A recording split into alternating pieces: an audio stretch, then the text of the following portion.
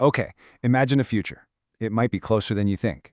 A future where a single, super powerful AI becomes the most trusted advisor to, well, every single government on the entire planet. What would that world actually feel like? Just think about that for a second. Before a president makes a call on trade, before a prime minister gets into a debate about healthcare, they both log into the exact same AI dashboard for advice. I mean, this isn't just a new gadget for the office. It's a complete rewiring of global power. And we really, really need to understand what that means. So, here's how we're going to break this down. First, we'll look at the incredible promise of this, this all-knowing advisor.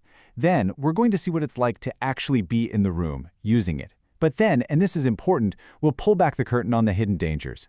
Ask the one question that really matters: who's actually in charge here? And figure out what we can do about it, starting right now.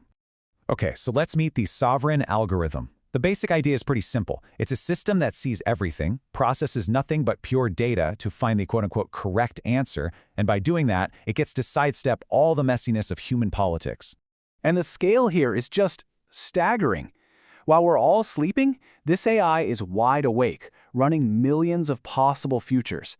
It's trying to predict the next big economic shock. It's modeling exactly where a hurricane will do the most damage, and it's forecasting refugee flows years before they happen. It's designed to solve problems before we even know we have them. But what does this actually look like for the person who has to make the call? Let's, step into their shoes for a minute. Imagine you're the one using this system to run a country. So, you're staring at your dashboard. After crunching trillions of data points, it just gives you a single number. The optimal tax rate is 23.7%. And bam! Just like that, the endless political shouting match is over. The decision is crystal clear, and it's backed by a mountain of data. You feel powerful, you feel decisive, you feel certain. Or, okay, now you're facing a climate crisis. The AI doesn't give you some vague warning. No. It gives you this exact map. It points out precisely where you need to build seawalls to get the most bang for your buck. I mean, that level of clarity, it's got to be intoxicating, right? And this right here, this is the core trade-off.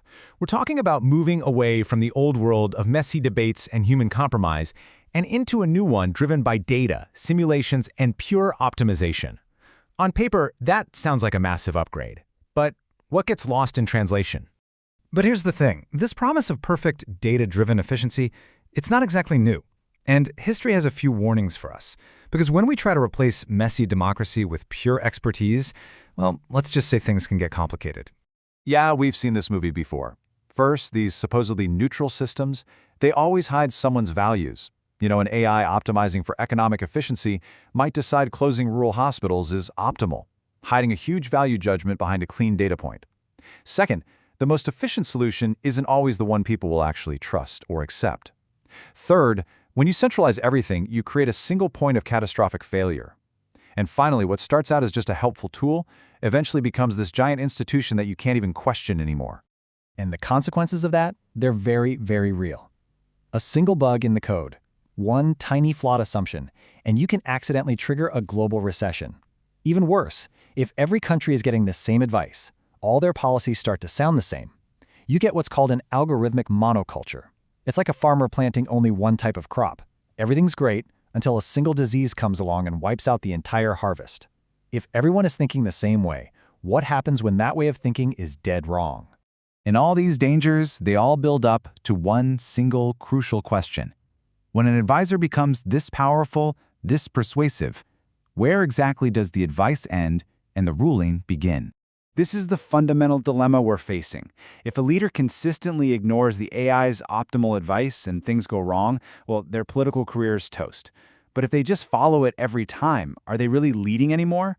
Or are they just executing instructions from a black box? So here it is, the ultimate bargain on the table. On one side, you've got incredible opportunity, way better foresight, global coordination on huge problems like climate change. But on the other side, you've got existential risk, being governed by a black box we don't understand, losing national sovereignty, and creating that fragile algorithmic monoculture we talked about. The prize is huge, but the cost? The cost could be everything. Ultimately, it all comes down to this. The biggest danger isn't that the machine is evil. The danger is that it's so good, so effective, so seemingly correct that we just stop questioning it. And in that moment, we hand over the messy, difficult, but absolutely essential work of shaping our own destiny. So if this future is coming, what do we do? We can't just stick our heads in the sand and reject technology, but we can't blindly accept it either. The real answer is to start building the guardrails right now, before it's too late.